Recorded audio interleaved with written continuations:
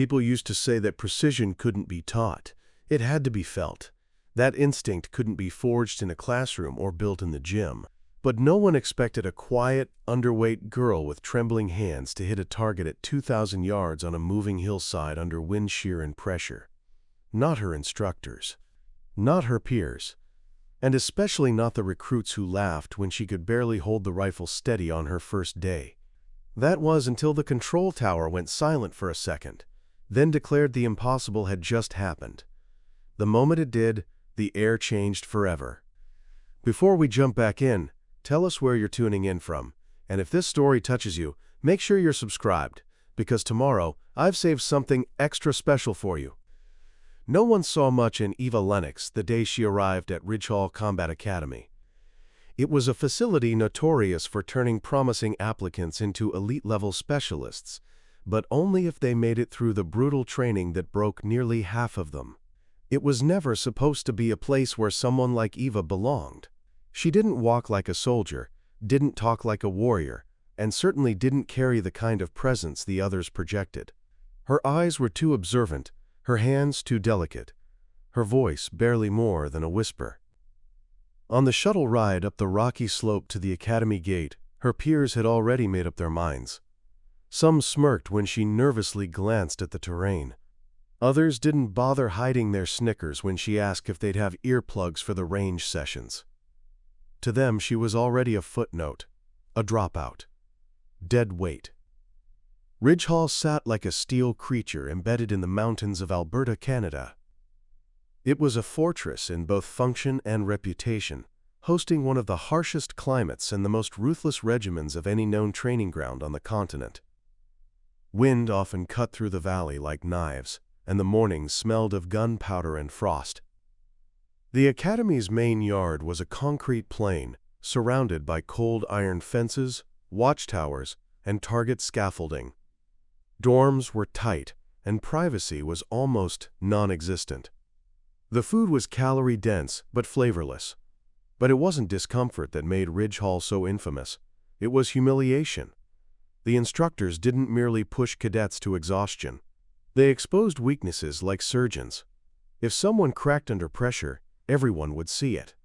No one was spared, not even Eva. Her first week was nothing short of catastrophic. She couldn't keep up with formation drills. She tripped twice during a 3K tactical sprint. And worst of all, on the second day at the firing range, she couldn't hit a target 5 meters ahead. Her shots sprayed like she was guessing rather than aiming. The snipers in training whispered. One of them, a tall, overconfident recruit named Mathers, even openly mimicked her stance in front of others, turning her trembling grip into a joke. She didn't respond. She never did. She just adjusted her scope, tried again, and missed again. Each failure was a wound she carried without complaint. But what none of them saw was what Eva did at night.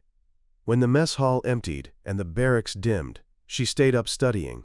She reviewed wind patterns, read ballistics equations, memorized rifle mechanics, and more than anything, she watched. Not the instructors, not her classmates. She watched the targets, studied the way they were rigged, how the light shifted at different hours, where shadows fell. She wasn't looking to shoot like the others. She was learning how to make a bullet travel through silence, timing, and calculation, like it had a mind of its own. Every missed shot during the day became a question she tried to solve at night. And while she didn't look like she was getting stronger, she was building a kind of discipline that didn't announce itself loudly. Her roommate Lena once woke up to find Eva disassembling her training rifle with her eyes closed. Lena thought she was sleepwalking. Eva simply whispered that she was practicing until her hands memorized every piece, until instinct didn't require thought. She had no plans of being ordinary, but she had no interest in being noticed for it either. That was the contradiction inside her. Quiet persistence wrapped around the need to prove something that words couldn't explain. Maybe it was something to herself. Maybe to someone else long gone. In the following weeks, the instructors took notice. Not of her skill, because she still hadn't passed a single range exam, but of her consistency. She was always the first on the field, always the last to leave. When they handed her heavier weapons, or more complex scopes, she never argued. She just learned, quietly, alone. And while the others improved through competition, she improved through failure. It chipped at her until only focus remained. Then came the live-fire simulation at Observation Point Cobalt. It was a test known among recruits as the Eliminator, a remote field session requiring cadets to hit moving targets from concealed positions in changing weather while under time constraints. Cadets were given coordinates, blind data, and just 5 bullets. Most never scored more than 1 hit. No one had ever landed all 5, at least not in the last decade. That day, Eva Lennox stepped up wearing a loose-fitting uniform that still didn't sit right on her thin frame. Her fellow recruits rolled their eyes. Mathers chuckled to himself. The control tower team barely bothered looking up from their logs. She took a breath, knees in the dirt, wind brushing over the grass, and when she lifted the rifle, the mocking died down. Because the moment she took the first shot, the range went dead silent. And then the control tower spoke. Voice flat, uncertain, echoing through the valley. 1 confirmed. Then again, 2 confirmed. Then, after her 4th shot, someone dropped their binoculars. After the 5th, no one spoke. That silence was the moment everything changed. Before that unforgettable shot sequence, before the control tower's voice began peeling away every assumption the recruits held, Eva Lennox had lived in the shadows of others' confidence. The weeks prior weren't just difficult, they were shaping her into someone entirely different from who she had been when she stepped off that shuttle. She had arrived as a quiet civilian, with a nervous posture, a hesitant gait, and too many questions scribbled into the margins of her notebook. But beneath all that uncertainty was someone paying attention, someone collecting details like others collected scars. She hadn't come to Ridge Hall to fit in. She came to see if she could endure. Eva had grown up in a coastal fishing town named Rensford Bay, tucked into a fog-drenched corner of Nova Scotia that most maps skipped over. Her childhood wasn't marked by violence, but it also wasn't easy. Her father was a lighthouse mechanic, a man of few words and strict rhythms. He kept every tool aligned by height and weight. When something broke, he didn't complain. He fixed it. He taught Eva early on how to take things apart, how to listen before acting, how to stay still long enough to understand where a problem really started. These weren't military lessons, but they were the kind of habits that made her different. She didn't grow up firing weapons or running laps through sand and wind. She grew up learning patience. While other children played in the surf, Eva charted tide changes and mapped the way driftwood stacked against the rocks. Her notebooks were full of measurements and calculations long before anyone taught her how to hold a rifle. When her mother died unexpectedly during a winter storm, Eva didn't cry for weeks. She folded herself inward, focused on the noise of wind turbines, learned how silence could tell stories no words could manage. By the time she turned 16, she had memorized the repair manual for the lighthouse generator.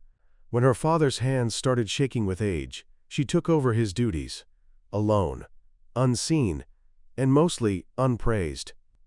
It was during one of those long shifts, watching breakers crash into the seawall while waiting for the backup battery to stabilize, that she first thought of the military.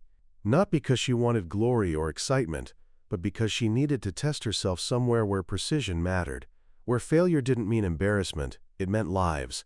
She applied in secret, forged her way through entry requirements by sheer grit, and earned a place at Ridge Hall not because of family history or sponsorships, but because someone on the selection committee noticed the way her assessments always ended in flawless logic chains. She didn't just make decisions, she justified every one of them. But arriving at Ridge Hall shattered any illusions she had about merit. The culture hit her like a brick wall. It wasn't just about performance, it was about presence. The others walked with bravado, joked loudly about past competitions, and exchanged stories of personal triumph like trophies. Eva had none. She had silence, and silence was interpreted as weakness. Her very first physical evaluation had gone poorly. She barely met the minimum requirements for core strength. During the weapon handling drills, her arms trembled after just a few reloads. On the confidence course, she hesitated a second too long at the climbing wall and got a reprimand for delaying the line.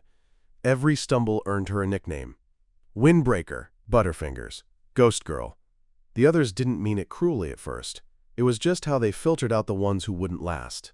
Ridge Hall prided itself on producing killers, not caretakers. But Eva never cracked under the pressure. She observed it. Preparing and narrating this story took us a lot of time, so if you are enjoying it, subscribe to our channel. It means a lot to us. Now, back to the story. She noticed that the loudest cadets often made the most mistakes when things got quiet, that their bravado faltered the moment unpredictability entered the equation. She started to see fear behind the shouting, impulse behind the swagger. What she lacked in strength, she compensated for with strategy. While others threw themselves at every challenge with brute energy, Eva mapped them like puzzles. She failed often, but never twice in the same way. Her bunk was beside the window facing the rear yard, where the discarded equipment was kept. Most nights, when others slept or played cards or whispered about instructors they hoped to impress, Eva would crack the window and watch the way shadows moved across the crates. She studied how wind altered trajectory at different points in the yard. She calculated how long a reload should take, not in theory, but with her actual fingers under pressure, sweaty and exhausted. She wasn't just preparing. She was constructing a method of operation unique to herself. Instructor Vale, a former recon sniper with a reputation for tearing down rookies, had noted Eva's file once in passing. Overthinker, he'd scrawled in red next to her name. But what he didn't see was that Eva didn't just think. She absorbed. She waited. She let herself appear average, because being underestimated was her shield. In the cafeteria, she rarely sat with others. Not out of spite, but because silence gave her space to replay training footage in her head. In the locker rooms, she arranged her gear by hand dominance and draw speed. While others mocked her OCD, she built rituals that translated to control under chaos. Everything she did was preparation for a moment none of them believed would ever come. The only person who occasionally engaged with her without mockery was Lena, a blunt but fair recruit from Calgary who had once competed nationally in archery. Lena didn't treat Eva like a peer, but she did recognize the obsessive discipline when she saw it. She once told her, "You're not a soldier, you're something else. I just haven't figured out what yet." Eva didn't respond, she just nodded. She knew what she was, not yet, but soon. The day before the live fire test, when everyone else panicked about target speeds and ammunition types, Eva was calm. She had rehearsed this day 100 times in her mind. Not the score, not the recognition, just the process. The way her cheek should rest against the stock, the weight shift of her breathing, the whisper of wind across her fingertips. It wasn't that she was fearless. It was that she had no room left for panic. She had trained herself out of it. Because when you grow up in a lighthouse, staring out at fog that can swallow the world whole, you don't hope for someone to rescue you. You learn how to see through it. Ridge Hall's physical structure was imposing, but it was the atmosphere that truly tested a person's resilience. Every inch of the training ground seemed engineered to suppress comfort, to strip away the unnecessary until only the essentials remained. It wasn't a campus. It was a crucible. The facility itself was encased in industrial steel, with narrow corridors, low ceilings, and motion-detecting lights that hummed faintly through the night. The architecture echoed with boots, barked orders, and the occasional metallic clatter of dropped gear. There were no soft edges, no warmth.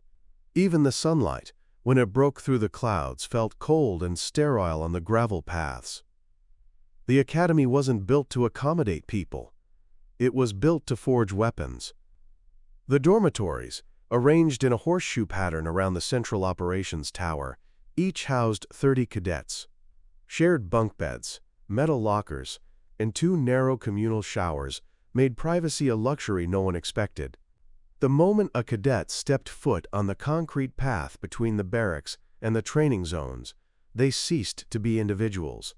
They became elements of a larger machine, evaluated constantly and silently by the instructors stationed at every checkpoint. There was no room to lag, no space for mediocrity. Even water breaks were timed. Complaints were currency for punishment.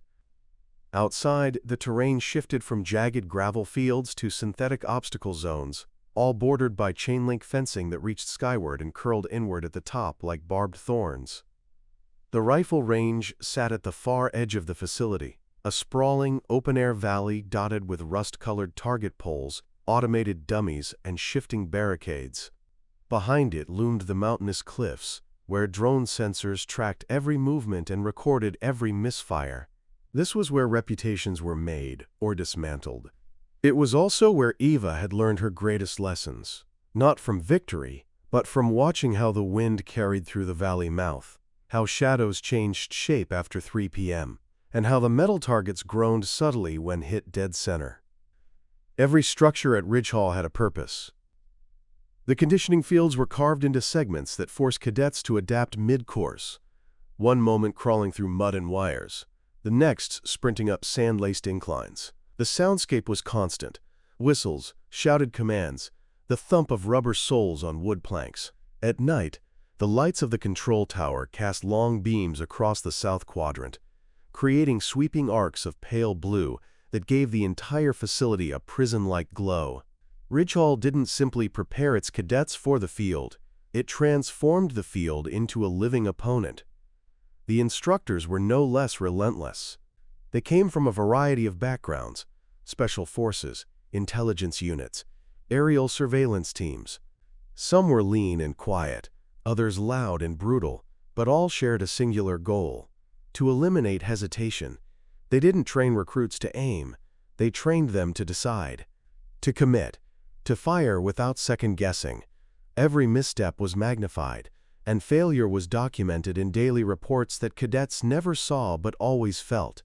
Rumors of a hidden ranking system circulated constantly, but no one had ever confirmed it. It didn't matter. You knew who the top cadets were. And more importantly, you knew if you weren't one of them. Among the recruits, hierarchy formed faster than anyone admitted.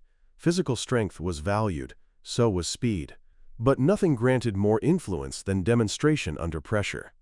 When cadets gathered in the mess hall, they did so in invisible circles: those who led, those who followed, and those who were invisible.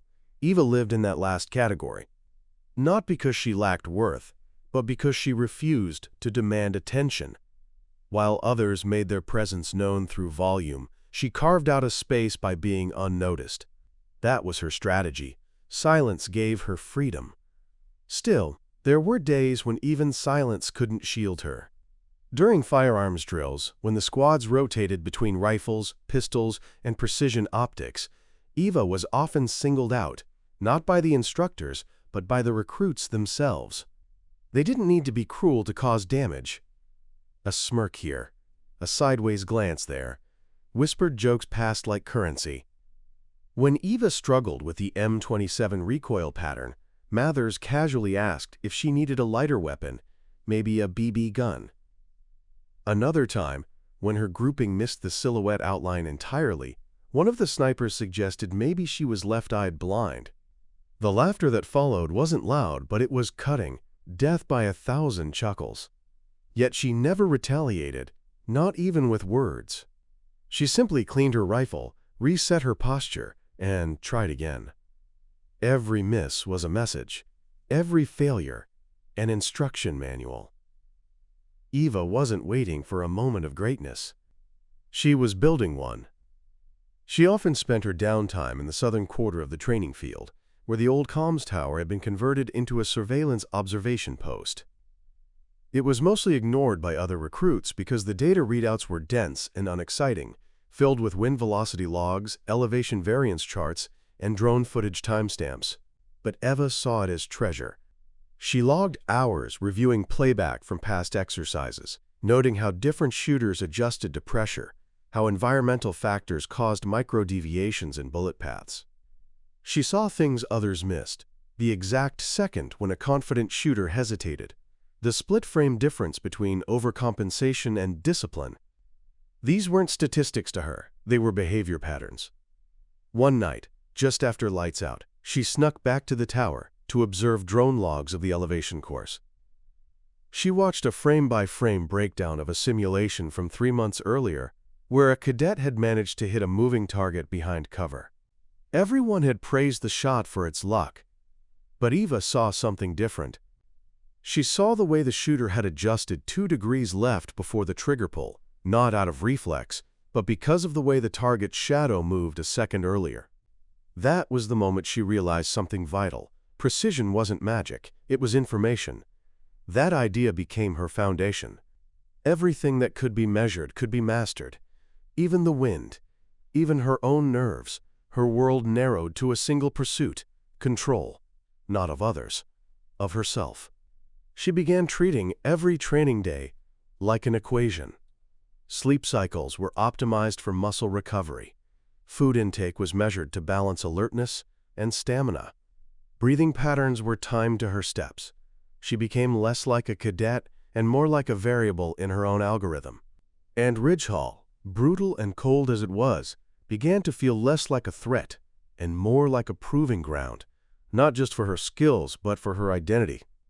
Because it was here, in this sharpened world of steel, sweat, and surveillance, that Eva Lennox decided who she was going to become. Not the ghost girl, not the recruit they mocked, but the one they'd never see coming. It didn't take long for the name Creighton Mathers to rise to the top of every whispered conversation among the recruits.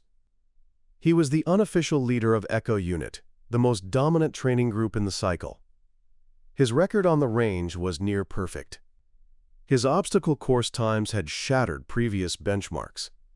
He had the build of a fighter and the swagger of someone who had never once been told no, with a square jaw, a smirk that barely left his face, and a voice that cut through the air like a megaphone. Mathers became the bar everyone else measured themselves against, and the storm that Eva had to learn to weather. He wasn't just a loudmouth recruit. He was the living embodiment of Ridge Hall's unspoken values: strength, speed, and supremacy. Where Eva moved with quiet calculation, Mathers moved like he owned every inch of the facility. He greeted instructors like old friends, slung his rifle over his shoulder like a fashion accessory, and never hesitated to crack a joke, even during discipline reviews. His confidence didn't feel earned so much as assumed. It was as if he walked in expecting victory to follow him, and to many of the other recruits, it did. He wasn't simply popular. He was admired, feared, imitated. Cadets began adopting his shooting style, mimicking his cadence when calling out ranges, even copying the way he tightened his gloves before a drill. His influence seeped into the ranks like smoke. But what made Mathers dangerous wasn't his ability. It was the way he sniffed out weakness.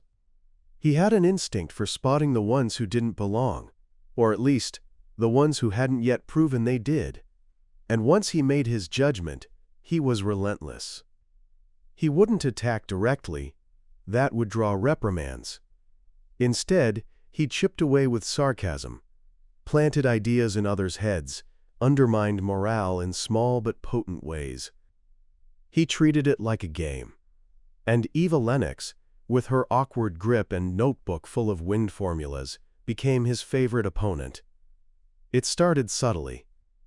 On the second week of rifle evaluations, Mathers accidentally took her ammo stash, forcing her to use older rounds from the shared bin, rounds she knew were slightly off balance. During formation drills, he'd mutter under his breath when she lagged by a step. "Here comes the anchor," he'd whisper, just loud enough for others to hear. It wasn't the volume that made it sting. It was the precision, like he knew exactly how to dig beneath her focus without drawing attention to himself. Instructors rarely intervened in inter-recruit dynamics unless they crossed into physical altercation. They believed in letting the environment shape the cadets. Conflict revealed character. But while most targets of ridicule either cracked or struck back, Eva did neither. And that confused Mathers. He couldn't get a reaction out of her. She didn't stumble, she didn't argue, she just moved around him like he was background noise. That, more than anything, enraged him. So he escalated. During a tactical simulation exercise in Week 5, recruits were assigned teams to clear a simulated compound while engaging pop-up hostiles. Eva was assigned as rear cover. It was a simple job: hold position and monitor the team's flank. Mathers, as team lead, adjusted the plan mid-run and gave Eva a new assignment: breach support. It was an unnecessary shift, and one that put her in a forward position without notice. When she hesitated, just to confirm the change, Mathers barked into the comm. "Or do you want to stay in the back where it's safer for your notebook?" The team snickered, even as they moved. Eva said nothing. She moved to the new position, kept her eyes locked on the corridor, and did her job. But her body language had changed. Her breath was tighter, her grip rigid. After the simulation ended, the instructors didn't scold Mathers.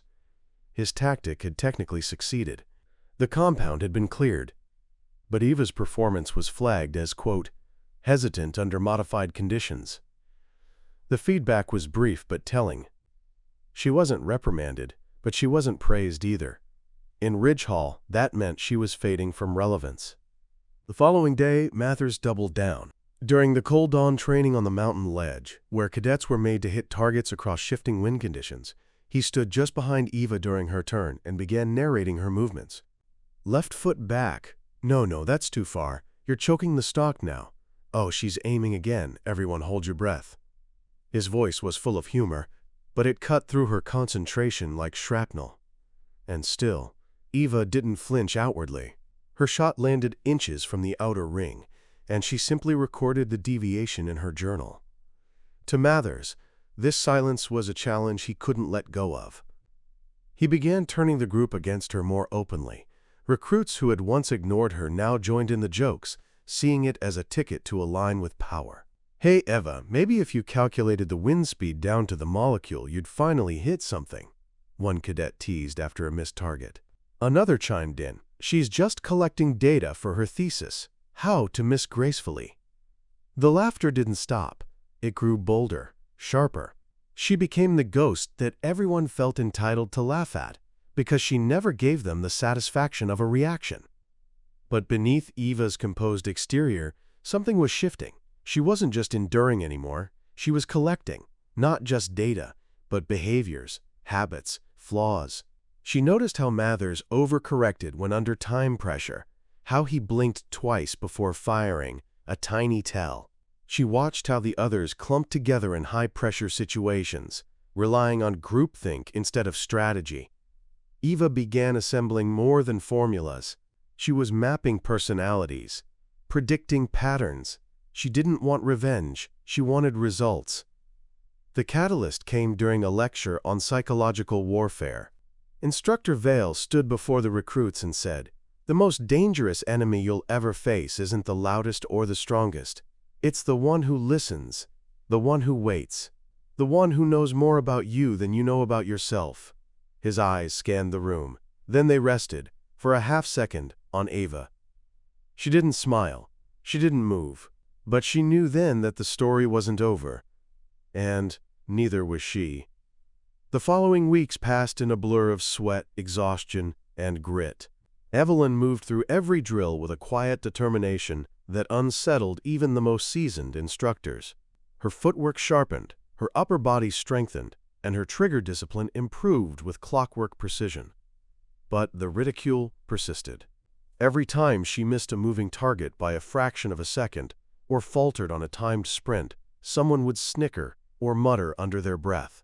Hunter's crew, especially, made it a daily mission to remind her of her supposed inferiority.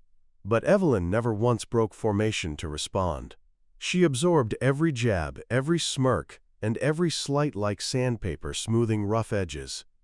Each insult only hardened her resolve, and in the dark stillness of her bunk at night, she ran mental simulations of the day's mistakes, rerunning every shot she missed, every move she botched, committing herself to not letting those errors happen again. It wasn't just about proving them wrong, it had become personal. One particularly grueling afternoon, the squad was tasked with a live-fire tactical movement drill. The goal was to traverse simulated urban terrain, identify threats, and neutralize targets while maintaining team cohesion and communication. Evelyn's squad, Echo Team, was the last to go. She was paired with Hunter, against everyone's better judgment, but the sergeant wanted to push them both. Hunter rolled his eyes as they received their gear and scoffed audibly when Evelyn double-checked her rifle. "Try not to shoot the trees this time," he muttered, loud enough for others to hear. Evelyn said nothing.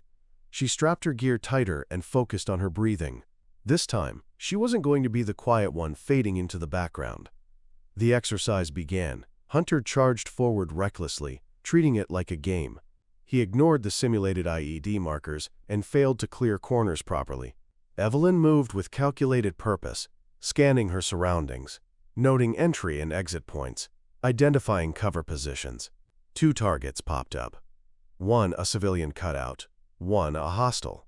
Evelyn dropped the hostile with a clean double tap to the chest before Hunter even noticed it. He swung around too late, his shot grazing the shoulder of the civilian target. A loud buzzer blared overhead. Penalty.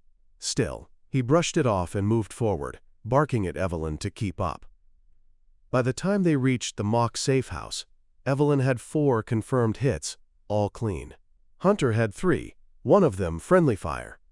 Later, when the instructors gathered the recruits to review the footage, the contrast was obvious.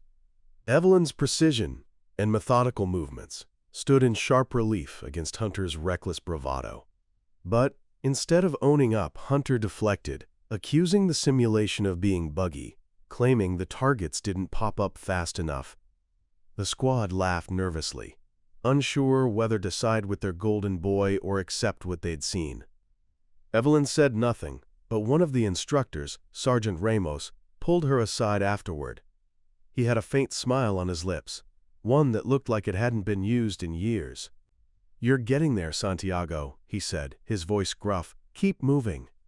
Those 3 words echoed in Evelyn's mind like a mantra. Keep moving. She took them seriously. She doubled her time at the range, volunteering for every extra drill. She even studied the armory logs to learn about recoil differences between weapon models. Her fingers bled some nights from practicing reassembly drills in the dark, but she never stopped.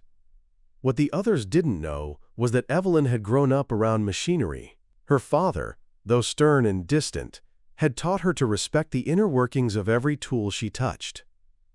He'd believed that knowledge gave control. That mindset transferred easily to firearms. She knew the weapons better than most of her peers because she treated them as extensions of herself, not just tools for brute power. She wasn't the strongest, and she wasn't the fastest, but she was becoming the most efficient. One day a new recruit joined the base, a quiet, wiry girl named Taylor. She had shaky hands and eyes that darted like a hunted deer's. She was assigned to Evelyn's squad. At first, the others rolled their eyes, assuming Taylor would drag them down, but Evelyn remembered how it felt to be overlooked. So after training one evening, she approached Taylor and quietly asked if she wanted help adjusting her grip. Taylor looked stunned but nodded. For the next hour, Evelyn coached her through basic stance, sight alignment, and breath control. No lectures, no showing off, just clear, patient guidance. Taylor began to improve, slowly but steadily, and something shifted within the squad. Others began to approach Evelyn, not loudly or openly, but in moments between drills or while cleaning gear, quiet questions, subtle requests for tips. They still didn't treat her like one of the elite, but they were beginning to respect her in the way soldiers do when they recognize competence, even if it challenges their expectations. The next major test loomed, a simulated long-range marksmanship course with varying wind conditions and moving targets. It was one of the most demanding evaluations in the program and a key milestone before candidates could be considered for sniper school or reconnaissance roles.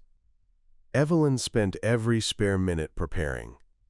She charted wind patterns in different terrain modules, watched previous test recordings, and practiced adjusting her scope under pressure. On the day of the test, the range was set up across a rocky, wind-battered field, with steel targets set from 300 to 800 meters. The recruits watched as one by one, others missed their marks beyond 500. Even Hunter faltered, cursing when his shot at the 700-meter target went wide. Then it was Evelyn's turn. The wind kicked up just as she took position, tugging at the fabric of her uniform and whistling past her ears. She adjusted her posture, checked her breath, and remembered the words again. Keep moving. The first shot rang out, direct hit. Second, center mass. Third, bullseye at 700 meters. The control tower lit up green. Then came the 800-meter target. She exhaled, waited for the wind break, adjusted her scope 2 clicks right, and squeezed the trigger. The silence that followed was sharp, heavy. Then the tower crackled with a voice. Confirmed kill, 800 meters. Recruits murmured. Instructors looked at each other, eyebrows raised. One of them even whispered, "About damn time." Evelyn lowered her rifle slowly, not triumphant, but steady. The mocking had quieted. Something was shifting. And for the first time, they saw her not as a misfit, but as a threat. Natalie could still hear the thundering chorus of disbelief echoing in her head from that first live-fire session.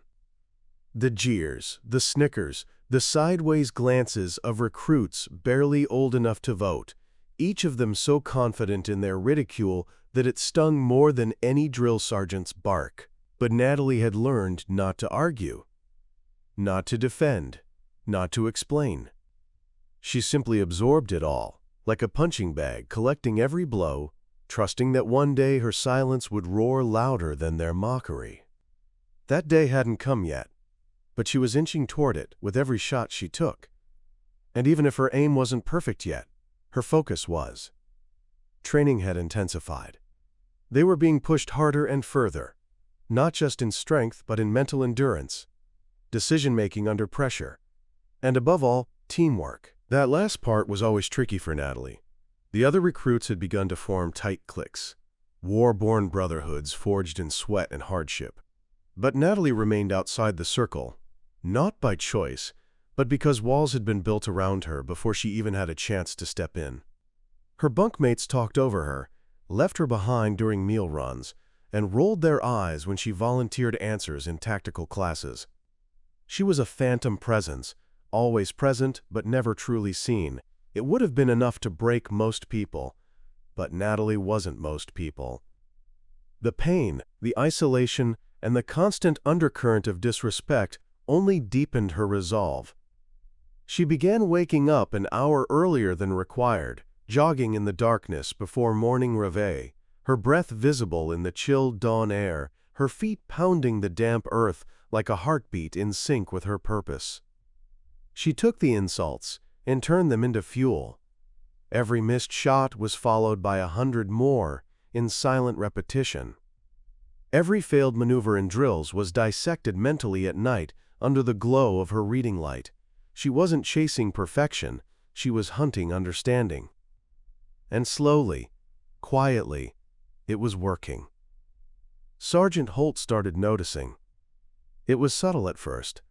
A nod during PT, a grunt of approval when she nailed a particularly complex tactical movement. Unlike the other instructors, Holt never coddled or offered empty praise. But Natalie didn't want coddling. She wanted to earn something real.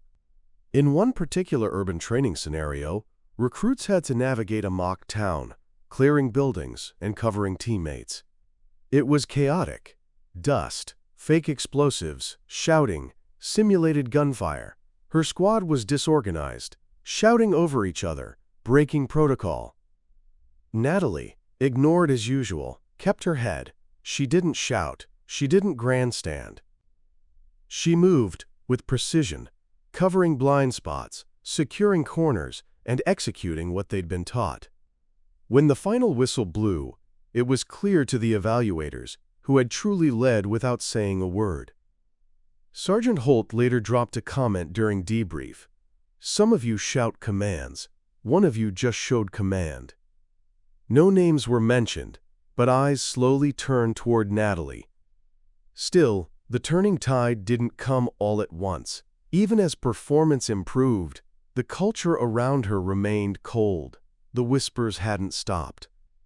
The jokes about Deadeye Barbie continued behind her back. Some of it was envy. Others were simply clinging to their pride. It didn't matter. Natalie began caring less and less about their words and more about her mission. A personal mission, not one assigned by the Air Force. She wanted to prove, to herself more than anyone, that her place in this uniform wasn't accidental or performative, that she hadn't endured all she had just to be a footnote. When the announcement came that a joint force simulation would take place in 2 weeks, complete with real-time coordination between air and ground units, Natalie felt something shift. This would be different. This would be watched. Evaluated not just by instructors but command officers and even some brass. It was the kind of exercise that had shaped careers. And Natalie wanted in.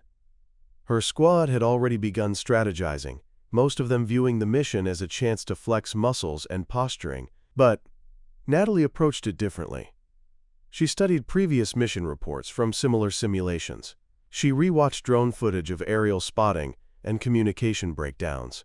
She memorized terrain maps and weather patterns. Most importantly, she understood something no one else seemed to be noticing. The entire simulation hinged not on brute force or bravado, but on coordination, timing, and precision, especially from those working aerial overwatch. The simulation would use live drones and simulated enemy tech, and each squad would rotate into both ground and air roles. When squad assignments were finalized, and Natalie saw her name next to Aerial Command Tower, Overwatch Sniper Coordination, a few snorts went up around the room. One recruit even muttered, "Guess they want someone to watch the birds, not hit them." Natalie didn't respond. She just tucked the folder under her arm and walked out, a small smile forming as she passed Sergeant Holt, who gave her a brief nod of recognition. In the 2 weeks leading up to the operation, Natalie doubled her efforts. She trained in wind compensation, night vision scopes, communication protocols, and drone feed analysis.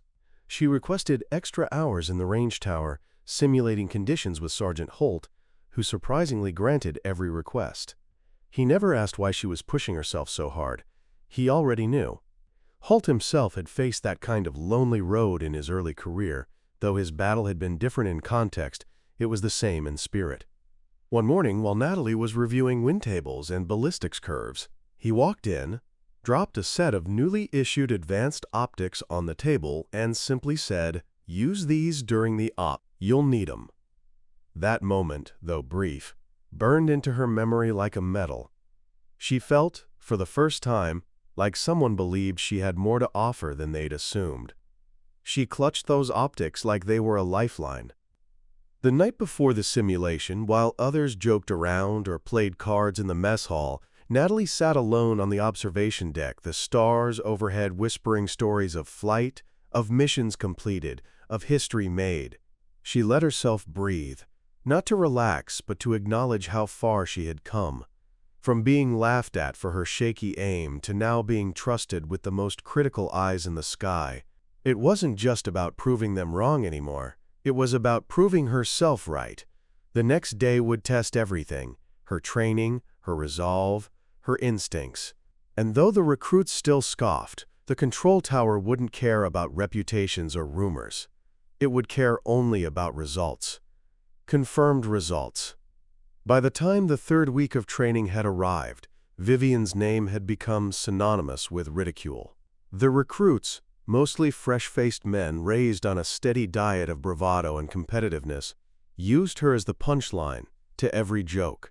They mimicked her stance with exaggerated sway, acted out mock slow-motion sequences of her missed targets, and giggled every time she was assigned to a new weapons drill.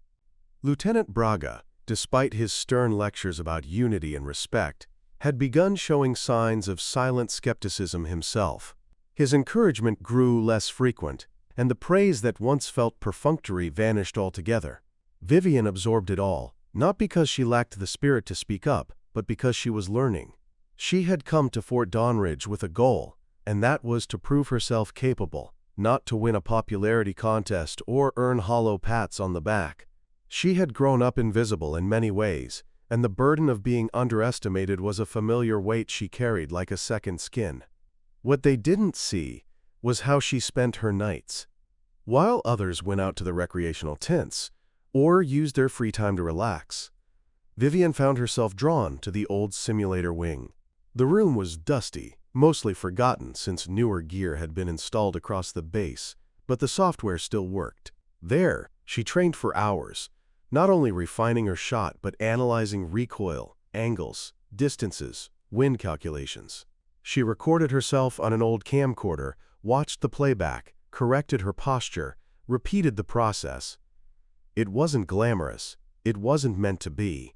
She was building something none of them had, discipline rooted in humility. Meanwhile, Sergeant Kinsey had been keeping tabs. Unlike Braga, Kinsey didn't get caught up in theatrics or posturing. She watched the recruits from a distance, but when she noticed Vivian's consistency in reporting early for drills, in cleaning her equipment until it gleamed, and the way she responded to failure without complaint or excuse, she grew curious. Kinsey wasn't the type to hand out praise, but she was a soldier who respected grit when she saw it, and she was beginning to suspect that Vivian's strength wasn't in her aim, not yet anyway, but in her refusal to crumble under pressure. It was during a field simulation exercise that things began to shift. The recruits were taken to a distant zone of the base, a hilly, overgrown stretch referred to as the Echo Valley. The goal was to simulate live enemy fire conditions, with remote-operated drones mimicking enemy snipers, hidden targets requiring precise tagging, and terrain that demanded patience and clarity under stress. Vivian was placed in Bravo Unit, a group consisting of Rubin, Miles, and Jones, three of the loudest voices when it came to mocking her performance. Braga made no effort to explain the grouping. It seemed more like a punishment than strategy. The unit was tasked with locating and neutralizing 10 high-priority targets scattered across the valley within 45 minutes. Vivian didn't argue. She slung her rifle over her shoulder, checked her optics, and moved into position. From the start, the mission unraveled. The others barked at each other, each wanting to lead, all three too arrogant to admit they were disoriented in the uneven terrain. Vivian tried suggesting they slow down, analyze the ridges where snipers would likely be, but was quickly silenced with a snort and an eye roll from Rubin. 10 minutes in, they had found 2 targets and missed both, due to rushed shots and poor coordination. They blamed the weapons, the wind, even the sun angle, everything but themselves. When the third target appeared, Vivian spotted it first, a glint reflecting off a steel plate near a crevice. She raised her voice to call it out, but they'd already scattered up the ridge. Frustrated, she aimed, steadied her breath, adjusted for the slight crosswind, and fired. The sound of the impact rang clean across the hills. Moments later, a crackling voice came over the squad radio. Tower confirming a hit. 1 of 10 targets had been neutralized. Rubin scoffed and muttered something about dumb luck, but Vivian stayed quiet. She didn't need their validation, she just moved on, scanning the next area. Over the next 20 minutes, the pattern repeated itself. Vivian's calls were ignored, yet her shots found their mark more and more often. She hit 3 targets on her own before the unit finally began paying attention. By the 6th target, even Miles hesitated before firing, looking toward Vivian for input. She offered a suggestion on angle and waited. This time, they followed. Jones took the shot and landed it. Vivian gave him a silent nod. The exercise concluded with 7 out of 10 targets hit, a record for the day. Back at base, Lieutenant Braga reviewed the footage with a wrinkled brow. He had watched Bravo Unit flounder in the beginning, then somehow organize under a rhythm, and Vivian had been at the center of it. It didn't fit the image he had formed of her. That night, Kinsey caught her in the simulator wing again. She didn't speak immediately, just leaned against the doorframe watching Vivian reset the footage on her camcorder. When she finally spoke, her voice was low even. She asked why Vivian hadn't asked for help or support during training. Vivian shrugged and said she figured no one was offering, so she just adapted. Kinsey didn't say much else. But the next day, Vivian's simulator hours were officially logged into her training record, and a request was submitted for her to begin intermediate targeting coursework weeks ahead of the schedule. Something had shifted. The tides were no longer entirely against her, and for the first time since she'd arrived at Fort Donridge, Vivian felt the faintest flicker of momentum. It wasn't yet victory, but it was a turn in the wind. The early morning sun filtered through the narrow slats of the barracks windows, casting long strips of golden light across the dorm floor as the base slowly stirred to life. Réveil had come and gone, and while most recruits were out finishing their mess hall breakfast, Nora was already at the range, alone again, exactly as she preferred.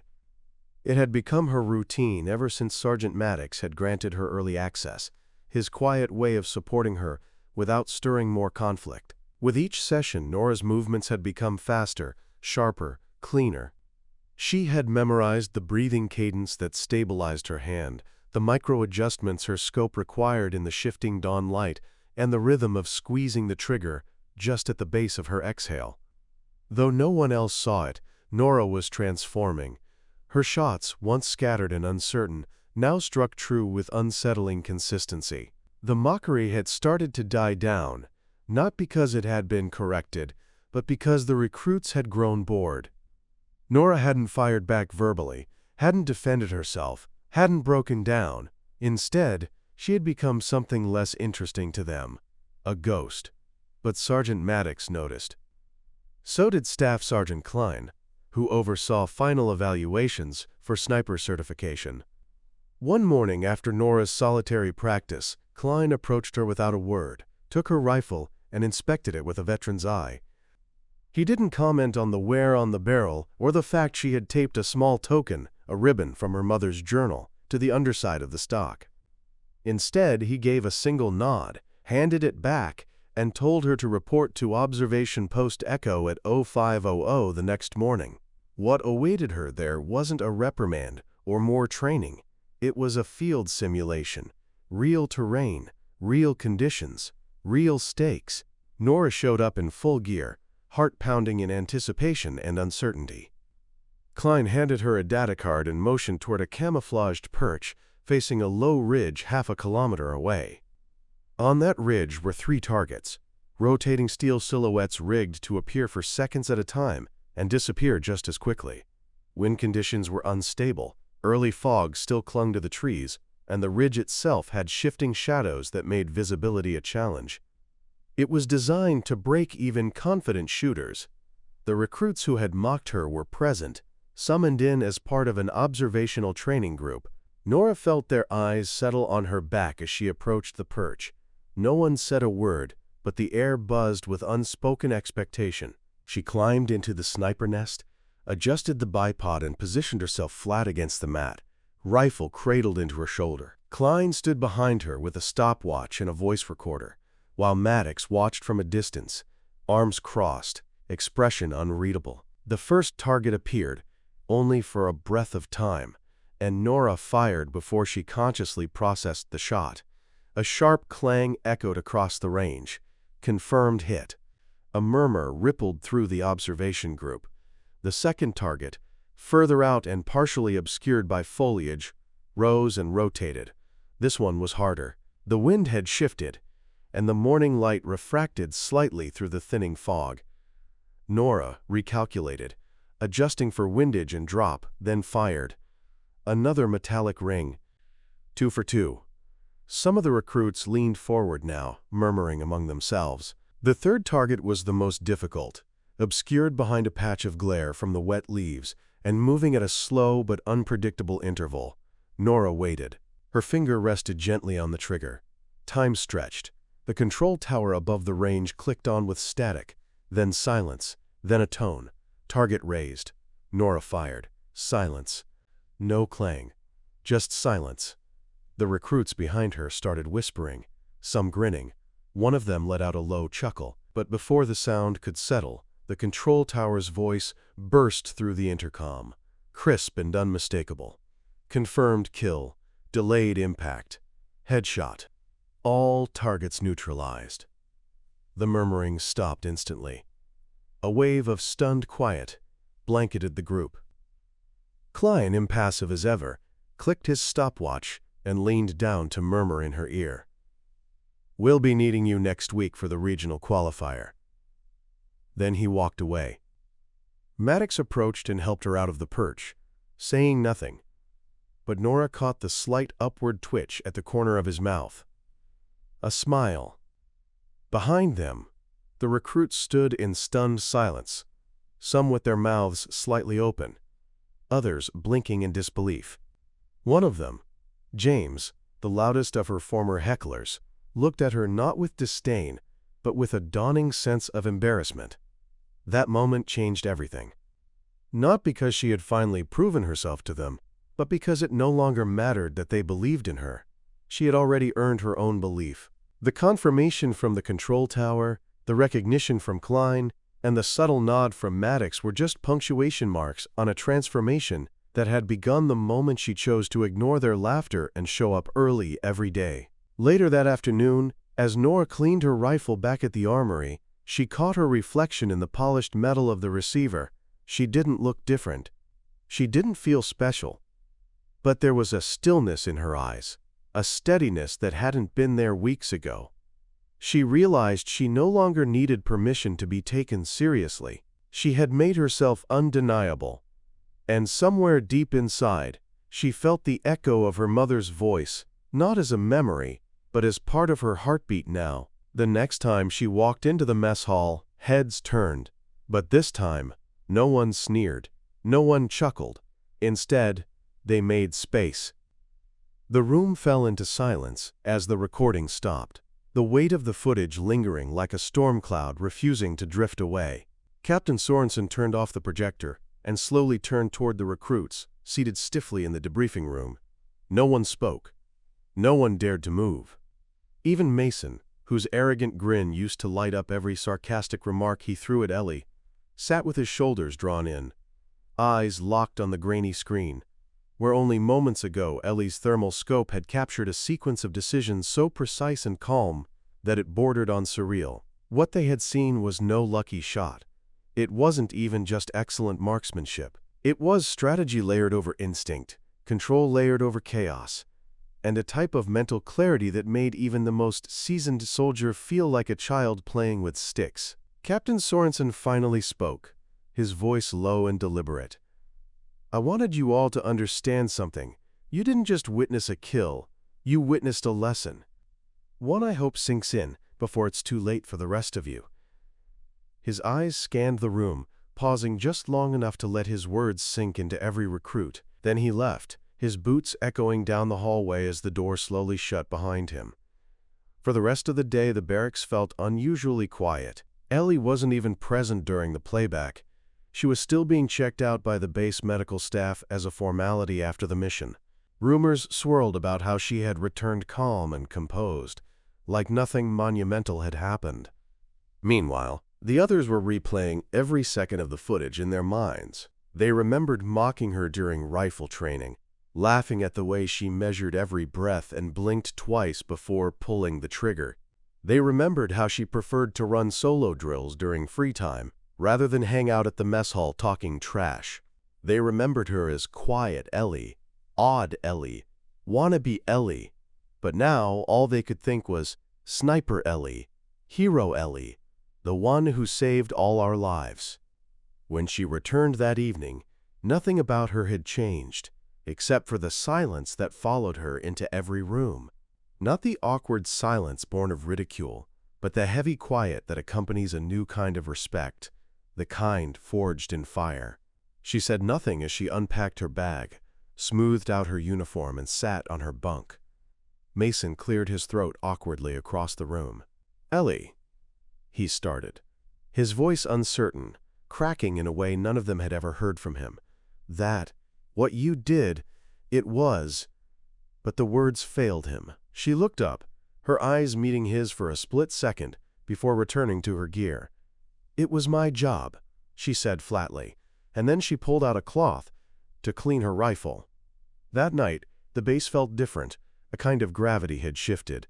The usual banter was gone. In its place was introspection. Most of the recruits took extra time cleaning their weapons, checking their formations, and rewatching combat footage from past operations. It wasn't just about fear or guilt. It was about realization. If Ellie could be hiding such strength beneath such quiet, what were they failing to develop in themselves? And who else were they underestimating just because of their assumptions? In the days that followed, Ellie received a commendation from the brass, though she said little about it. A formal letter of recognition was posted on the main bulletin board.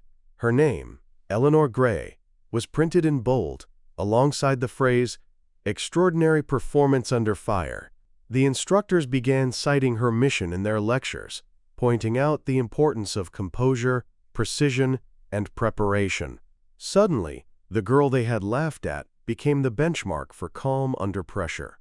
When recruits missed their shots during drills, the instructors no longer barked insults. They simply pointed toward the sniper range and said, "Ask Gray how it's done." And something else began to shift. Ellie started getting approached, not just by the instructors, but by fellow recruits. A younger girl from Alpha Squad nervously asked if she could observe Ellie during her shooting sessions. A couple of the guys who once tossed glances of mockery now asked tactical questions and sought her feedback. Even Mason eventually sat beside her during lunch one day, not to flirt, not to provoke, but to listen. He asked about her training, her mental process during the mission, how she made the call to take the shot. Ellie answered, sparingly, but without resentment.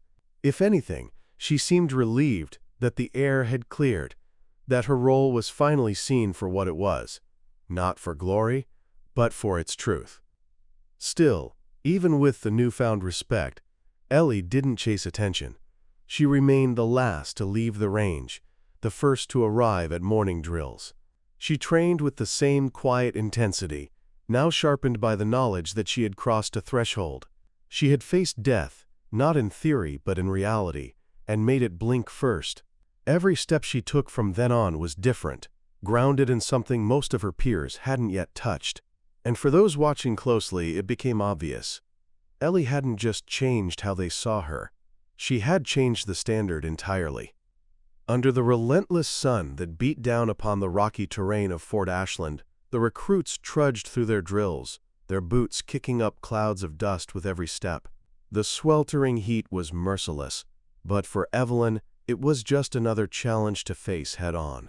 She had grown used to discomfort, had made peace with pain, and now she found herself rising to the rhythm of the unforgiving training schedule. But as she ascended, so too did the resistance from her fellow trainees, especially those who felt threatened by her precision, her discipline, and her quiet determination. What began as mockery over her aim had grown into a deeper resentment, subtle yet poisonous, manifesting in snide remarks, sabotaged gear, and the sort of exclusion that can drain even the strongest soul. Yet Evelyn persisted, not for the approval of others, but because she had promised herself never to quit again. She clung to the memories of her brother, of his firm belief in her, and to the quiet strength that had carried her through loss, fear, and doubt. The mockery had shifted over time. No longer limited to the range, it spilled into every aspect of camp life. The barracks echoed with whispers when she entered. Her rations were tampered with once, and she even found a crude caricature of herself drawn on the back wall of the latrine, with the words "Dead-Eye Barbie" scrawled beneath it. Sergeant Walton had noticed, of course. He was a seasoned man who had trained soldiers for over 2 decades, and had seen how groupthink could rot potential from the inside out. While he never publicly intervened, he made sure to give Evelyn subtle nods of encouragement, calling her forward during drills, asking her to lead stretches, handing her the spotter's log during shooting exercises. But support from the top couldn't shield her entirely from the bitterness of those beside her. One of the most vocal recruits was Dax Mullen, a loud, muscular man with a cocky grin, and a following of 3 or 4 sycophants who laughed a little too hard at his jokes. Dax saw Evelyn's excellence as a threat to his dominance, and made it a point to challenge her in front of others, especially during target drills. That week, the camp was gearing up for a field simulation unlike anything they had faced before. Operation Scorched Veil was a multi-day mock engagement that tested every facet of combat readiness, from stealth and movement to communication and target neutralization. The terrain covered jagged hills, thick underbrush, and abandoned structures seeded with dummy threats and hidden objectives. To make it even more challenging, each squad was assigned a designated marksman who would be responsible for simulated cover fire and precise target elimination from afar. Evelyn's name appeared at the top of her squad's assignment sheet, and while she felt a flicker of pride, it was quickly drowned out by the backlash. "Must have been a clerical error," Dax barked as he pointed to her name.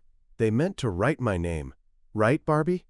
The laughter that followed was tinged with malice, but Evelyn didn't respond.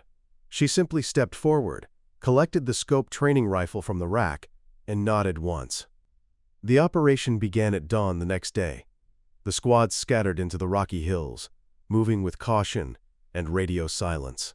Evelyn's team, ALPHA-3, took position on the western ridge and began their slow, methodical push toward their first objective, the radio tower outpost. The structure was guarded by 2 automated turret sensors and a field of motion-triggered alarms, all designed to punish carelessness. Evelyn crawled into position on a small bluff overlooking the compound, her breath steady, her mind clear. Through the scope, she marked the sensors and scanned for any movement. Then her eye caught something. Just past the perimeter, hidden behind a pile of debris, was a camouflaged sensor node, one that could trigger a field-wide alert if left untouched. No one else saw it. No one else could have.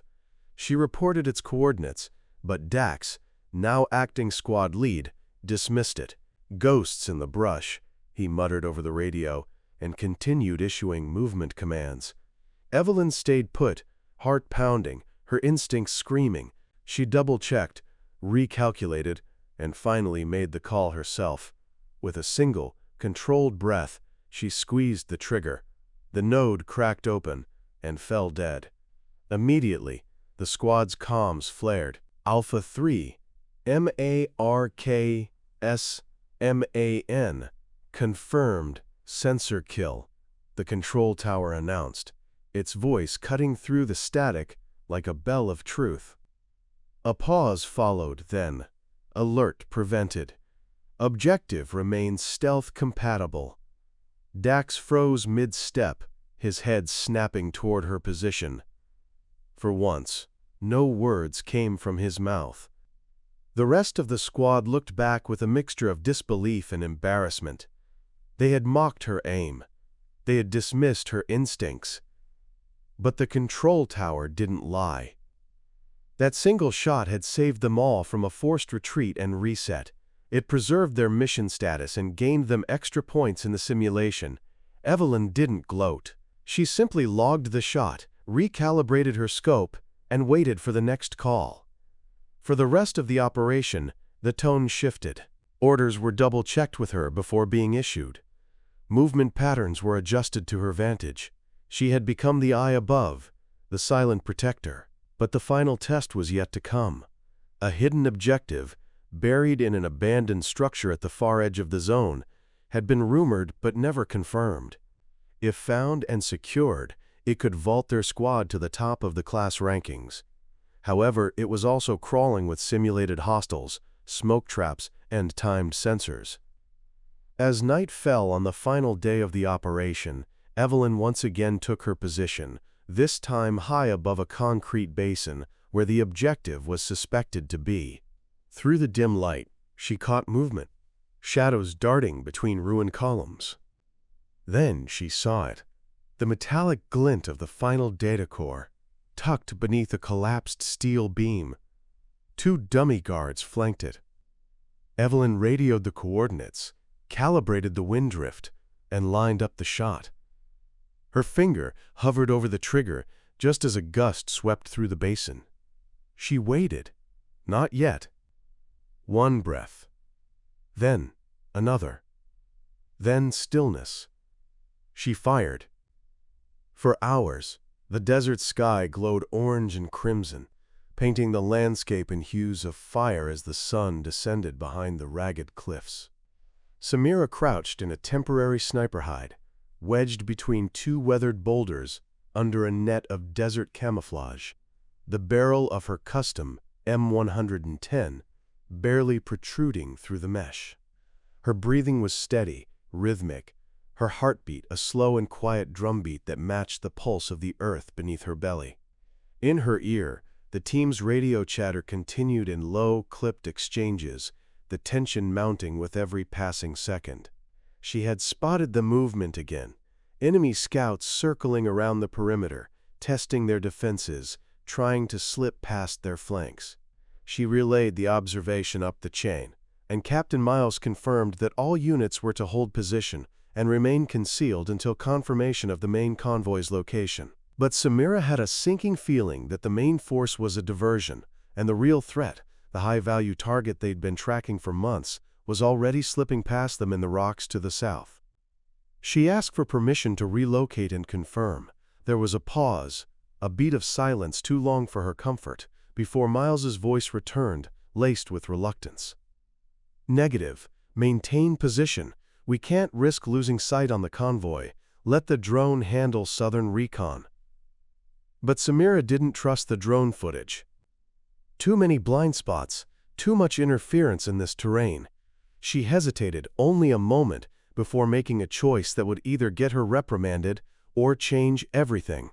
She crawled backwards from her hide, careful not to disturb the surrounding brush, packed up her gear and practiced silence, and slithered down the slope like a shadow made flesh. She moved fast and low, her senses hyper-attuned to every rock and ridge, every shift in the wind. As she neared the southern edge of their zone, the canyon's shape shifted and widened, and she caught glimpses of movement, a shimmer, barely noticeable, the kind that only someone who had spent years watching desert mirages could distinguish from heat distortion. She settled into a new nest high on a rocky ridge, elevated just enough to give her eyes on the narrow pass below. There it was, a caravan of 6 vehicles, camouflaged with tarps and local brush, creeping slowly along the dry riverbed. Not the main convoy. This was surgical, deliberate and protected with an eerie silence. No lights, no engine roar, just the crunch of tires over gravel and the hum of discipline. Samira magnified her scope and zeroed in. In the center jeep, partially obscured by a headscarf and dark glasses, was a man whose face had appeared on dozens of briefing boards over the last 8 months. Qasim al-Rahman, the insurgent financier known for orchestrating 3 bombing operations across multiple borders. The priority target, alive, in range. She knew she didn't have time to wait for command's second-guessing. She keyed her mic. "Control, this is Ghost 3. Confirm visual on HVT moving southbound in secondary pass. Requesting immediate clearance for engagement." Silence. Then static. Then a voice. Not Miles, but a female controller from the forward airbase.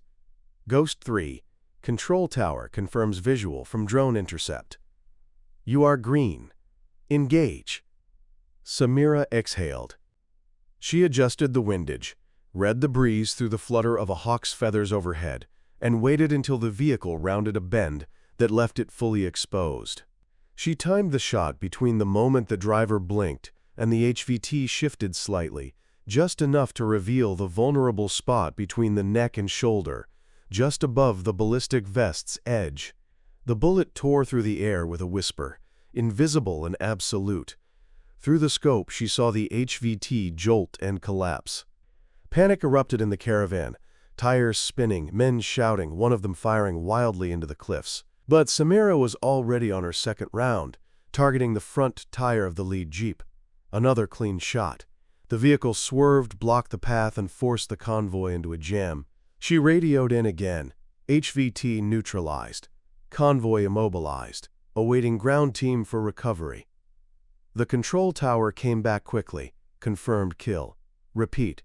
Confirmed. Target down. You did it, Ghost 3. Hold position and provide overwatch until recovery arrives. The words echoed in her headset, followed by a strange silence, as if even the air around her was pausing in stunned reverence. Within minutes, the command channel exploded with chatter. Miles's voice came through, cracking like a whip, demanding answers, then falling silent when the full report was relayed. Samira remained on her perch, watching through her scope, unmoving, focused, while behind her, the base scrambled to reconfigure their strategy and adapt to the new reality that their success was, thanks to the soldier everyone had underestimated. She had gone against orders, yes, but not recklessly. She had seen what others missed, trusted her judgment, and acted when it mattered. As the recovery team arrived and secured the area, Samira disassembled her rifle, packed up, and started her descent. Her boots touched the dry ground like the landing of a ghost. She didn't speak, didn't boast. But somewhere in the wind was the sound of the control tower's voice looping over the comms. Confirmed kill, confirmed kill, confirmed kill. And in those two words, an entire history of mockery and doubt had been erased. She didn't need to say a thing. The bullet had spoken for her. A silence settled over the airfield the moment the radio crackled back to life, and those two words came through, confirmed kill. For a moment, no one spoke. Even the wind seemed to hold its breath, like nature itself was honoring something bigger than protocol. At the firing range, the row of recruits, previously buzzing with half-laughed jokes and condescending remarks, stood rigid, their mouths half open, and their minds racing to catch up to the reality they had just witnessed. Madi, meanwhile, lowered her weapon with the same quiet control she always displayed, her gaze steady and fixed on the distant skyline where her target had vanished from the radar. The instructors near the observation bunker exchanged glances, their expression a mix of disbelief and dawning respect. Lieutenant Farrow, who had just arrived at the edge of the training perimeter, his boots crunching on the gravel, narrowed his eyes and checked the data coming through on the tablet handed to him by one of the tower observers. Distance, 2 kilometers. Wind at 13 knots, cross, the observer stammered, still clutching the receiver. Moving target, speed 35 miles per hour. No assist. 1 shot. Farrow's lips pressed into a firm line. He looked up, eyes locking on Madi across the field, and something shifted in his gaze. Not skepticism, not amusement. Recognition. In that one action, everything had changed. But for Madi, it wasn't about proving herself to them. She wasn't hungry for praise. She hadn't done it to silence the mockery or collect accolades. She had done it because she needed to know for herself that she could. For weeks, she had carried the weight of invisible expectations, some placed by others, many self-imposed. She had walked into this world armored in self-discipline, in determination, and in something that was harder to name, belief that she belonged here. That belief had been tested repeatedly by the recruits who snickered when her rounds initially missed by inches, by the instructors who hesitated before handing her assignments, and by the isolation that came from being the quietest one in the barracks. This shot, the shot, wasn't just about precision or skill. It was about identity. She had stared down everything that told her she didn't belong and pulled the trigger anyway. Back in the barracks, word had already spread before Madi returned. She walked through the hallway like someone who had just come back from war, not in the literal sense, but in the gravity she carried with her.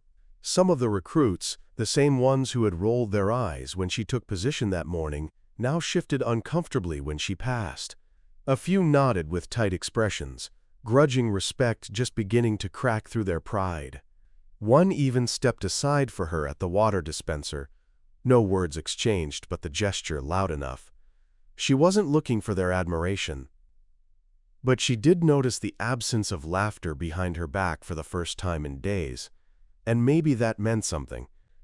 Later that night, Farrow summoned her privately to the debriefing room. The space was Spartan, just a desk, a pair of chairs, and a whiteboard with scatter diagrams from earlier exercises. He didn't waste time. "That shot," he said, tapping the folder in front of him, "was recorded in full. We sent it to Central Command. They're not just impressed, they're curious. Mahdi sat in silence, waiting. "We're offering you a position in the Advanced Recon Marksmanship Training Unit. You'll train alongside active mission specialists. This offer doesn't come lightly." His tone wasn't congratulatory. It was level, almost mechanical. But beneath the surface, she could hear what he wasn't saying. This was rare, unheard of for a recruit barely halfway through standard training. "You've got 48 hours to decide," he added, standing up. She nodded once, not making promises, not yet. She needed to feel the weight of the decision alone. Outside the debriefing room, the air was cool and crisp. The stars had started to peek through the thinning clouds, and the airfield lights cast long shadows across the tarmac. Mahdi sat on one of the benches near the range, her hands resting on her thighs, her mind turning not with excitement, but with something deeper. Reflection. She thought of her father, whose dog tag she wore on a thin chain under her shirt, and how he used to tell her bedtime stories, not of princesses but of perseverance. She remembered her mother, who once held 3 jobs so Mahdi could go to a private school that offered physics classes and computer simulations. She thought of all the moments that had led to this exact one, not the ones in the spotlight, but the silent ones, waking up at 4 to run drills, studying ballistics while others watched movies, repeating her breath cycle until it was second nature. This wasn't luck. This was built in layers, in choices, in quiet defiance against limitation. When she finally stood and walked back toward the barracks, she carried with her not the weight of expectation, but the calm that came from clarity. She had never wanted to prove anything to anyone, but now that she had, she saw that the point wasn't in their recognition, it was in her own certainty. She didn't need them to understand what it took, she just needed to keep going, and the next step, whatever shape it took, would be one she chose, her own, her terms. The air inside the debriefing room was tense, yet charged with a strange current of pride. Every recruit present had witnessed something that shifted the axis of their understanding.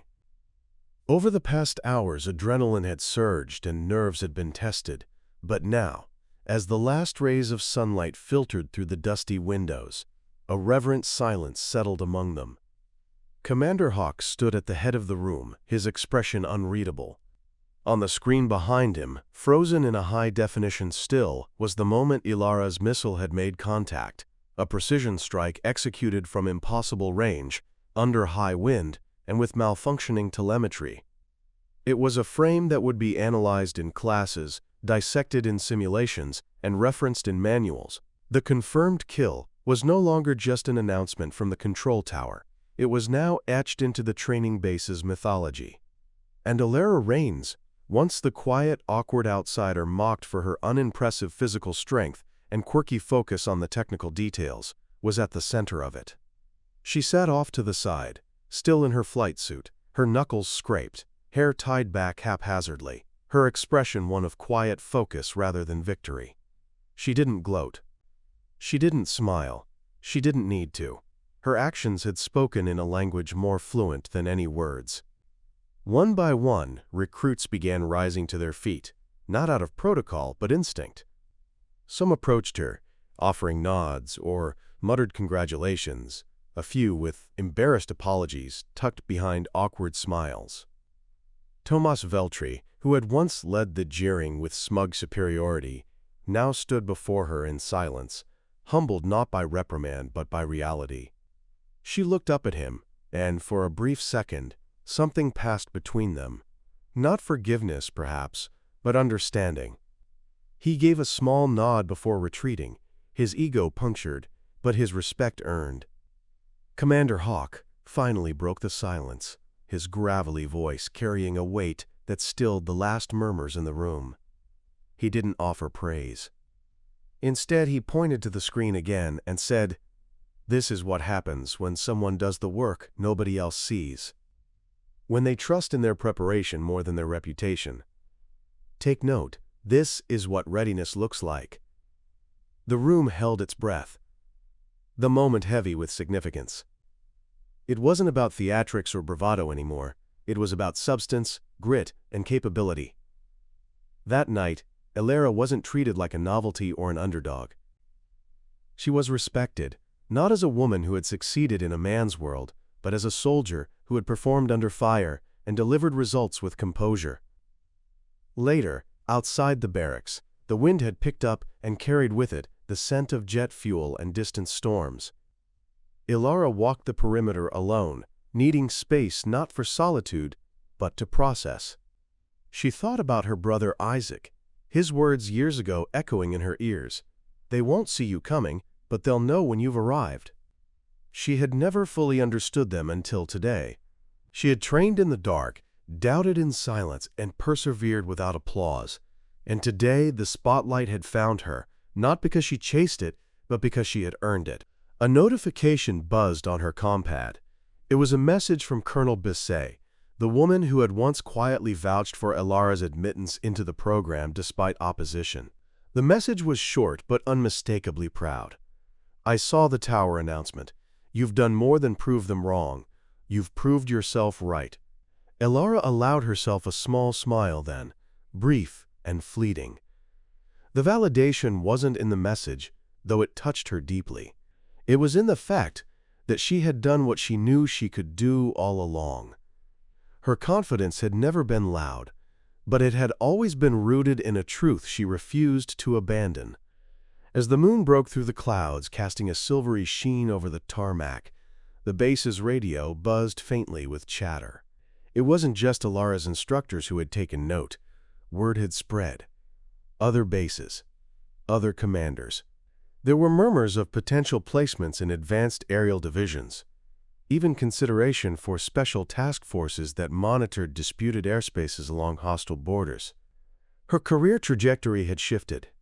She had options now, not just hopes. But more than ambition, what filled her was a quiet sense of responsibility. She knew what it meant to be overlooked, doubted, dismissed. She also knew what it meant to keep showing up anyway.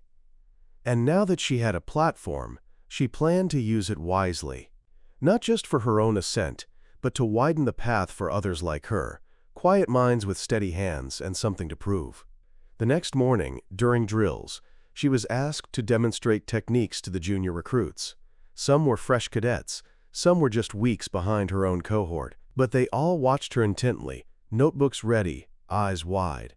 She spoke clearly, but with warmth, and for the first time, the room listened without prejudice. Because now, her voice carried more than just sound. It carried authority earned, not given. Later that week, at the mess hall, an unfamiliar recruit approached her. Nervous but determined, the young woman introduced herself as Kayla. She had seen the footage, she had read the logs, and she had questions. Elara didn't brush her off. She sat with her, answered each one, shared her struggles and routines, and by the end of the meal, a new kind of connection had formed. Not hero to admirer, but one underdog to another. Elara understood the importance of moments like that. A single conversation could ignite belief in someone. She had once been the one with unspoken questions and nobody to ask. Now, she could be the answer someone else was seeking. And just like that, the ripples of her actions expanded beyond the control tower, beyond the confirmed kill, beyond the barracks. Her story was no longer just her own. It was becoming a legacy in motion.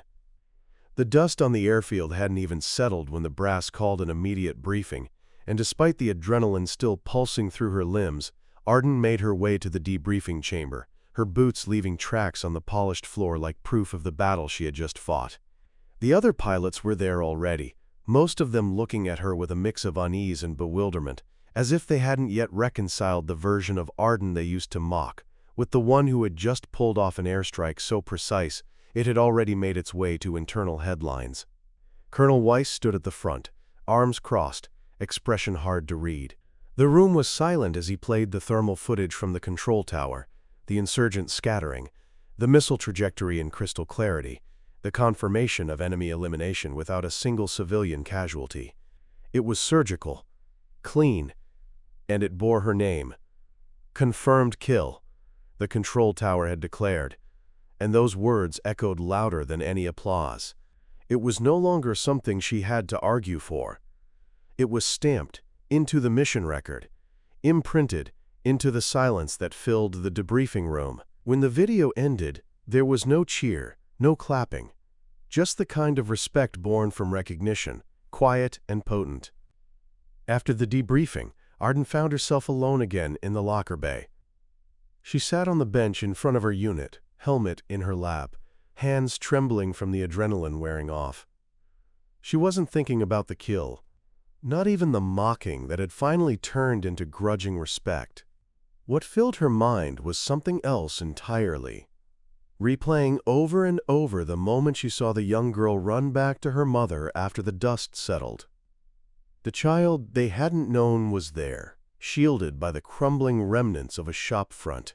If she had missed by even a fraction, if her aim had wavered under the weight of doubt others had piled onto her, that girl wouldn't be alive. Arden exhaled deeply, her heart sinking into gratitude. All the ridicule, the second-guessing, the dismissiveness, it had all been background noise, because today her focus had never been sharper, not because she had something to prove, but because someone's life depended on her being better than the noise. Word of the mission spread quickly, not just among the recruits or her squadron, but through the upper ranks. Suddenly, people who once forgot her name began using it with reverence. Requests for mission pairings began to shift. Where once she was the pilot no one wanted to be assigned with, now there was a quiet competition to be her co-pilot. Lieutenant Brooks, who had once scoffed every time she approached the simulator bay, now gave her a respectful nod when they passed. Even Captain Reese, the most critical of them all, who once told her she'd be better suited for ground logistics, stopped her near the canteen with a hesitant look and said, "Hell of a shot, Captain. You saved more lives than you'll ever know." And then he walked away before she could respond. That, more than any celebration, told her everything had changed. But Arden didn't bask in the newfound attention. She didn't start walking differently or speaking louder. If anything, she grew quieter, more grounded. She poured herself back into training, not for recognition now, but because she finally had the space to sharpen herself without defending her right to be there. She stayed late in the simulator, practiced recalibrating flight paths under unpredictable weather, refined her emergency protocols for low-visibility missions, and still, every night, she went back to that moment. The girl in the rubble, the precision required, the calm in her hands. She anchored herself in that image, because it reminded her why she started this in the first place. Weeks passed, and Arden was called into a strategy meeting for an operation unlike any they'd executed before.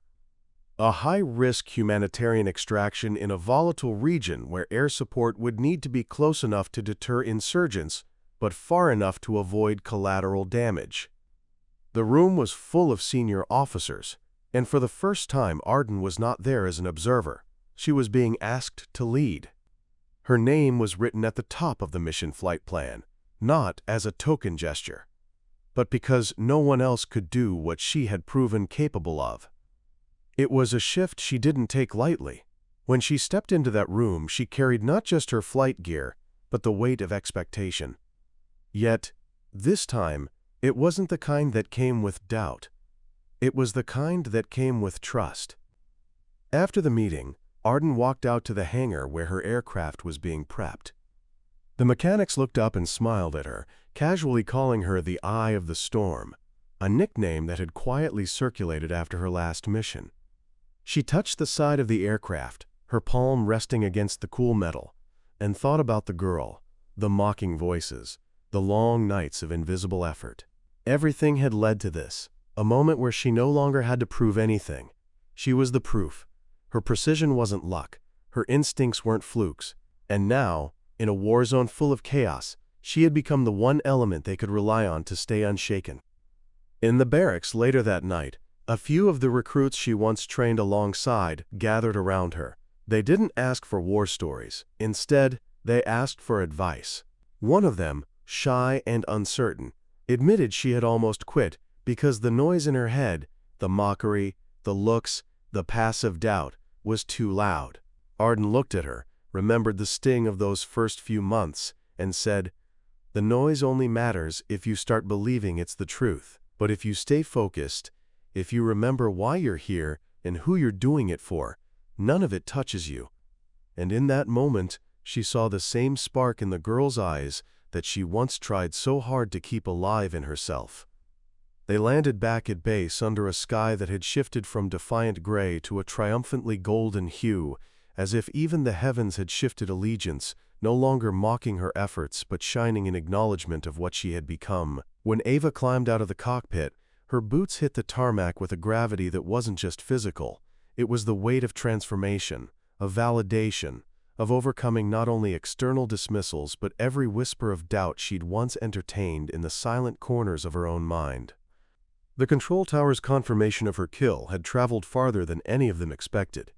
Word had swept through the camp like a cleansing fire. Those who once ridiculed her now stood uncertain, some nodding respectfully, others retreating to the safety of silence.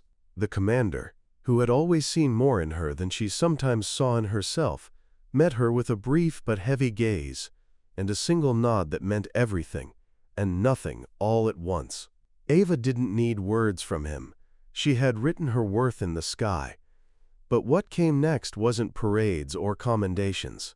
There were no speeches or medals pinned beneath spotlights. Instead, there was a quiet restructuring. She was no longer scheduled with the other recruits. She was called into planning rooms, given access to strategy discussions and airfield protocols typically reserved for senior pilots. Her name began appearing next to words like instructor, lead, and evaluation officer. Still, she didn't lean into those new titles the way some might have. Ava simply showed up, just as she always had, with precision, preparation, and a fire that was no longer fueled by the need to prove anyone wrong, but by the clarity that she was finally operating from her truest self. She trained others now, and when she demonstrated a maneuver, she didn't need to explain herself. The cocky ones quieted in her presence, and the uncertain ones leaned in, sensing that here stood someone who had made it through a gauntlet few understood. Even Ella, the one who had most publicly doubted her, approached her during one of those silent dusk hours at the edge of the field. There was no apology spoken, but the look in her eyes said enough, a recognition not only of Ava's skill, but of the storm she had weathered to arrive here. They stood there in the thick silence of old rivals who had unknowingly forged each other into something sharper, and then they simply nodded, a truce drawn in the dust between their boots. The barracks, once filled with murmurs and backhanded remarks about Ava's aim or her presence in a space many felt she didn't belong in, now held only quiet reverence. The same targets she'd once struggled with were now used as teaching tools, her corrected technique cited in training sessions. The footage from her mission was archived for educational review, her kill confirmed not just by radar but by dozens of playback angles that captured her decision-making under pressure, her adjustment to wind shear, and her impeccable follow-through. But perhaps the most profound change was internal. Ava no longer braced for resistance when she entered a room. She no longer waited for someone to scoff or undermine her, because those moments no longer defined her story. They were chapters she had outgrown. Now, she mentored a new generation of recruits, not just on marksmanship or flight mechanics, but on how to hold the line when everyone around you is waiting for you to fail. She taught them that respect isn't something you extract from others with force or fear, but something you build, brick by quiet brick, through relentless consistency and the refusal to fold. And when one of the younger recruits, a wiry, wide-eyed girl with shaky hands but a determined heart, came to her crying after missing a simulated target, Ava didn't tell her it would be easy. She simply told her the truth, that the ridicule would fade, that the mockery would echo less loudly the more she trusted herself, and that one day she'd land after a mission and feel the ground shift beneath her, not because others finally accepted her, but because she had finally accepted herself. Time passed, and Ava's name became part of camp folklore. Recruits who never met her still whispered about the day the control tower confirmed her kill. It became a legend not because of the precision shot, but because of everything it represented. The silencing of mockery, the triumph of resilience, the quiet transformation of a woman who had once stood at the edge of doubt and learned to soar through it. In the end, Ava didn't stay because she needed the validation anymore. She stayed because she understood that her presence now stood for something larger than herself. She had become a symbol, not of perfection or exceptionalism, but of perseverance, of the power that lies in walking into rooms where you're unwelcome and staying anyway until the walls reshape around you. And every time a recruit aimed their weapon, every time they hesitated, she was the steady hand behind them, the whisper of wind beneath their focus, the proof that mockery could be silenced by truth, and that sometimes the best response isn't a retort, but a confirmed kill heard across the sky. Up next, you've got 2 more standout stories right on your screen. If this one hit the mark, you won't want to pass these up. Just click and check them out. And don't forget to subscribe and turn on the notification bell so you don't miss any upload from us.